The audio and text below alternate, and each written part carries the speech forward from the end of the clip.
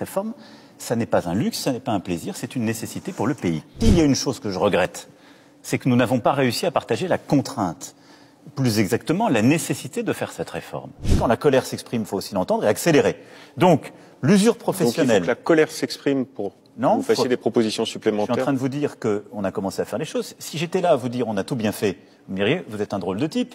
Vous n'entendez pas qu'il y a des gens qui protestent. Pas de remaniement, avez-vous dit il y a quelques jours. Pas de dissolution, pas de référendum. Vous ne changez rien à la méthode. La méthode, c'est pas tout ce que vous venez de dire. Ça, ce sont des faits politiques. Les violences, il faut les condamner. Je l'ai dit, ni les factieux, ni les factions dans la République.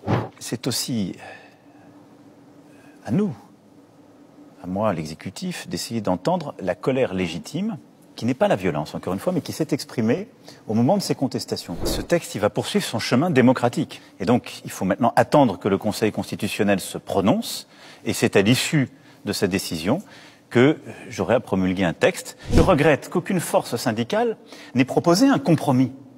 Et c'est ça aussi, il faut voir depuis le début. Là où historiquement, des forces syndicales pouvaient proposer des compromis.